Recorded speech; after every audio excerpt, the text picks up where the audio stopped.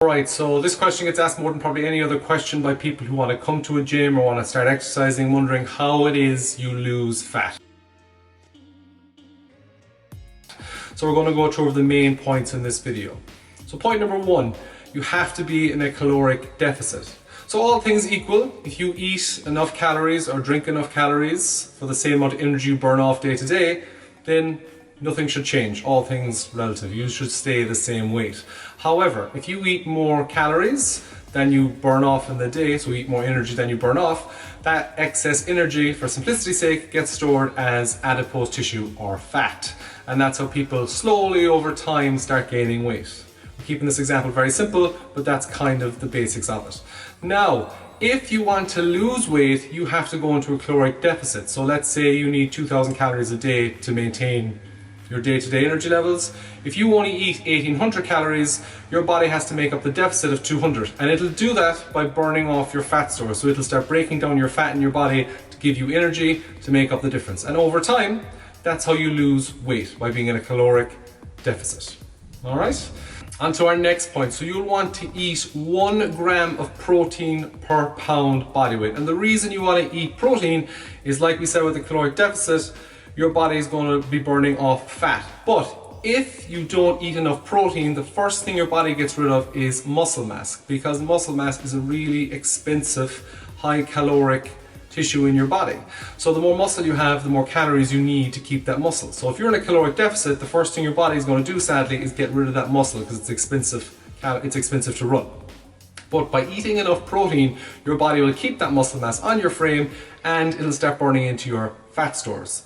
As another added bonus of eating enough protein, you will feel fuller faster. So protein is the most satisfying food you can eat to your body. Your body releases hormones that basically tells you to stop eating food when you eat enough protein. So that's another added bonus of eating 1 gram of protein per pound body weight. So now that we have the protein taken care of, the next thing is you want to make sure you keep your muscle mass, or maybe even add some muscle mass. And the best way to do that is by resistance training. So by resistance training, you'll help keep muscle on your frame, and you might build a bit of muscle, which means you might increase your metabolism, which means you can burn off even more fat.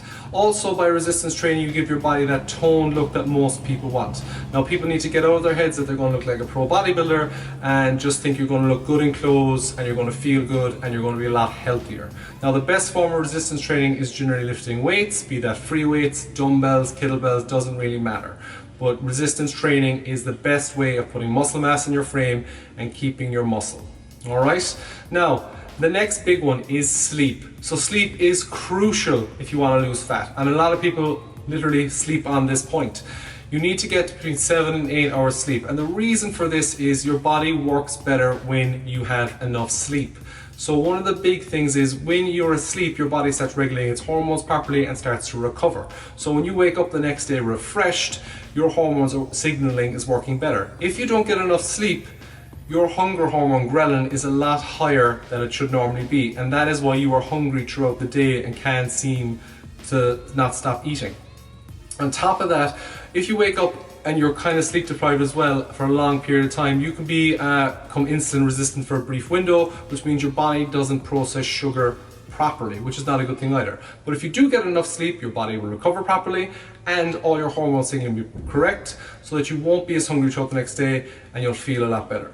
It should also be noted as well that if you are sleep deprived, that your cognitive function, so how you think, is also impaired, which means you won't make probably the best decisions in regards to your diet and exercise, and will probably skip the gym and probably sit in the couch and eat crisps instead. So not good either. So make sure you get enough sleep. Now the last point is stress. So stress is literally a killer, all right? So humans can deal with acute stress, so think a tiger chasing you, short and brief, but we can't deal with chronic stress. So chronic stress is things like bills to pay, screaming kids, rushing around the place, cleaning the house, have to do a job, all those things, no free time to unwind. And now, when you stress, your body releases a hormone called cortisol. And cortisol is good in small doses, but if you have chronic stress, so you're stressed all the time, that cortisol is quite high, and as a result you will stop burning fat and in fact start storing fat, which is not what you want.